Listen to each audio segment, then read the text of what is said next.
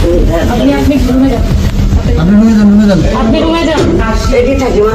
জীবনে অনেক বড় স্বপ্ন ছিল আমি একটা লিগের থাপড়াবো, থাপ মানে ছাত্র লিগের, বুঝছেন? থাপানোর সুযোগ পাইনি। শ্রদ্ধা নিবেদন জানাইতে আসছি, ফুল নিয়ে আসি না, কিন্তু পায়ে অনেক সুন্দর সুন্দর জিনিস আছে, কিন্তু এগুলো অনেক দাম ভাই, এখানে রাখা যাবে না।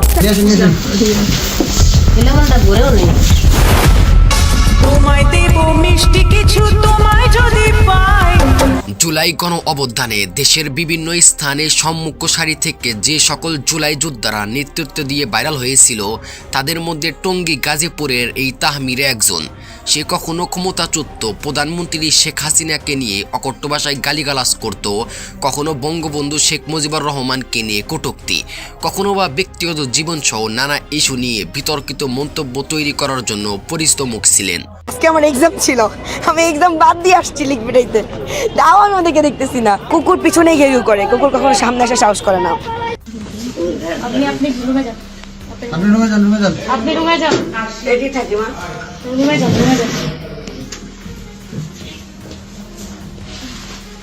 কি উনি উঠতেছে না কেন? ওনারে উঠায় নিয়ে আসেন। বলবো, যদি তুই এক বাপের জন্ম হস বা তোর যদি একটা বাপ হয়, তোর মা যদি রাস্তায় তোদেরকে জন্ম না দিয়ে থাকে, তাই না, তুই আমার সামনে এসে কথাগুলো বলিস, তোরও তো আমি ভয় পাই না ভাই। তুই আমার ফোনে থ্রেট দিস কেন? আমি তোদের মতো আজারে টাইম নেই, আমার পড়াশোনা আছে। অভিযোগ উঠেছে সম্প্রতিক এক ব্যবসায়ীর কাছে জুলাই আন্দোলনের মামলার ভয় দেখিয়ে প্রায় 2.5 কোটি টাকা হাতিয়ে নেয় এক সংবদ্ধ প্রতারক চক্র।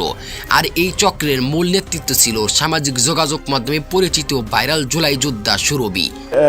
বেশ পরিচিত মুখ হয়ে ওঠা সমন্বয়ক পরিচয়ধারী সুরভি, যিনি নানা রকমের কার্যকলাপের মাধ্যমে নানা ধরনের বক্তব্য, অশালীন বক্তব্য, নানা কিছু দিয়ে আলোচনায় এসেছিলেন।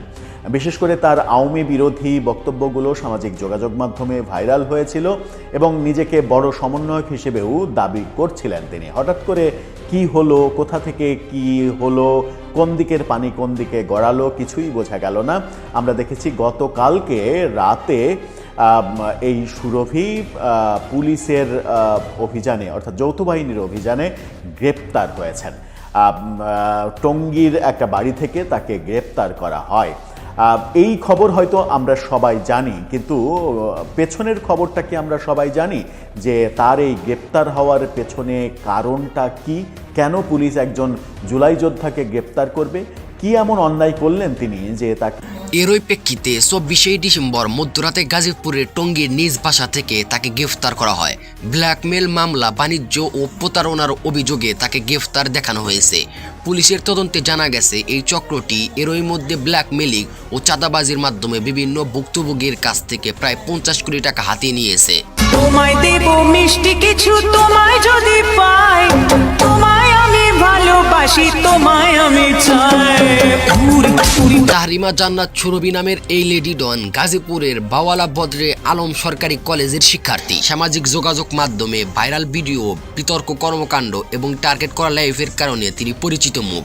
অভিযোগ রয়েছে তিনি ভাইরাল পরিচিতি ব্যবহার করে তিনি প্রভাবশালী ব্যক্তিদের সঙ্গে যোগাযোগ তৈরি করতেন। পুলিশের অভিযানে, অর্থাৎ যৌথ বাহিনীর অভিযানে গ্রেপ্তার হয়েছেন। টঙ্গীর একটা বাড়ি থেকে তাকে গ্রেপ্তার করা হয়। এই খবর হয়তো আমরা সবাই জানি, কিন্তু পেছনের খবরটা কি আমরা সবাই জানি যে তার এই গ্রেপ্তার হওয়ার পেছনে কারণটা কি? কেন পুলিশ একজন জুলাই যোদ্ধাকে গ্রেপ্তার করবে? কি এমন অন্যায় করলেন তিনি যে তাকে যৌথ বাহিনী গিয়ে অ্যারেস্ট করতে হলো? চলুন একটু জেনে দেখবো এই ভিডিওতে সুরভি কি কি করেছেন যার কারণে তিনি পুলিশের কাছে দাগি আসামি হয়ে গেলেন। থাকবেন পলিটিক্স টিভির। বনানীর ভুক্তভোগী সেই ব্যবসায়ীর বাদী হয়ে এই সুরভি জাহান তাহরিমা সহ কয়েকজনের বিরুদ্ধে দ্রুত বিচার আইনি মামলা দায়ের করেছিলেন। বর্তমানে তাকে আদালতে পাঠিয়ে রিমান্ডে আবেদন করার প্রতিক্রিয়া চলছে। পুলিশ জানিয়েছে এই চক্রের অন্য সদস্যদের শনাক্ত ও গ্রেফতারের অভিযান চলছে। তারা বলছে চাঁদাবাজি ও প্রতারণা এই ঘটনাগুলো জুলাই পরবর্তী সময়ের সমন্বয়ক এবং জুলাই যোদ্ধা পরিচয় থাকা ব্যক্তিদের দ্বারা সংগঠিত হয়ে আসছিল। মিউজিকে যে উলঙ্গ স্কুল ড্রেস পরা, যে উলঙ্গ নৃত্য দিয়েছিল, যে আওয়ামী লীগের বিভিন্ন বিরুদ্ধে, আওয়ামী লীগের বিরুদ্ধে যে প্রোগ্রামগুলা, সেখানে ছাত্রলীগ, আওয়ামী লীগ, শেখ হাসিনার নিয়ে বাজে ভাষায় মন্তব্য করেছিল। কালকে রাত্রে তার টঙ্গী বাসা থেকে অ্যারেস্ট করছে। কেন অ্যারেস্ট করছে জানেন? 50 কোটি টাকার চাঁদাবাজির তার নামে কমপ্লেন করা হয়েছে এবং সে একজন সাংবাদিককে অপহরণ করে তার কাছে মুক্তিপণ দাবি করছে।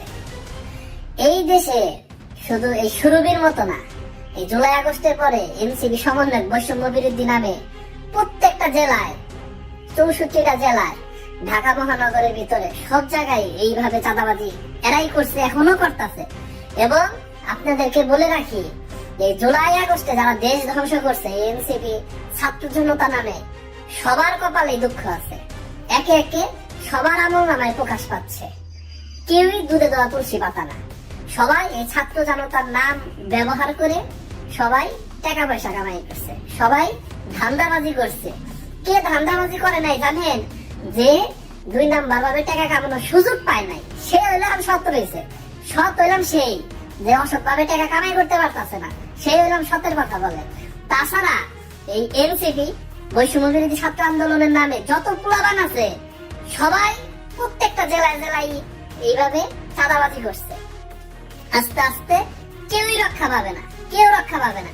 প্রত্যেকটা দেশ ধ্বংসকারী, প্রত্যেকটা ছাত্র জনতার নামে যে পোলাপান গুলো অংশগ্রহণ করছিল, আস্তে আস্তে সবারই বিচার হবে, সবাই আইনের কাছে ধরা খাবে, সবাই।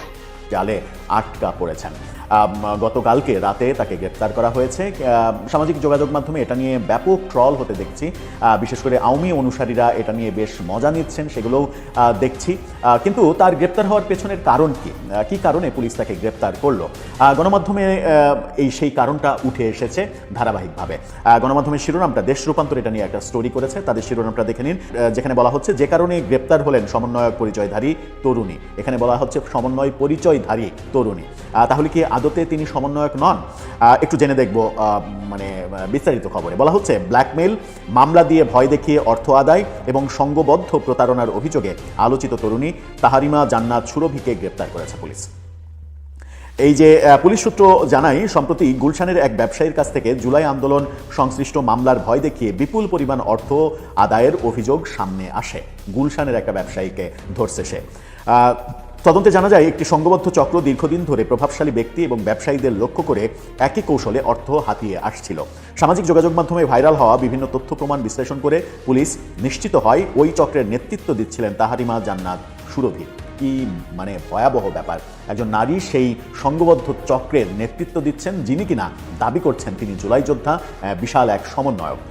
আইনশৃঙ্খলা বাহিনী আরও বলছে, কালিয়াকৈর থানায় দায়ের করা একটা মামলায় তার বিরুদ্ধে আগে থেকেই গ্রেপ্তারি পরোয়ানা জারি ছিল, কিন্তু তাকে পুলিশ গ্রেপ্তার করেনি, কারণ ওই যে সমন্বয়ক পরিচয়।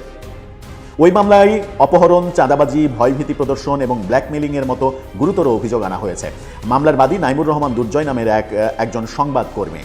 পুলিশের অভিযোগ অনুযায়ী সামাজিক যোগাযোগ মাধ্যমে তিনি নিয়মিত উস্কানিমূলক ও কুরুচিপূর্ণ বক্তব্য দিতেন।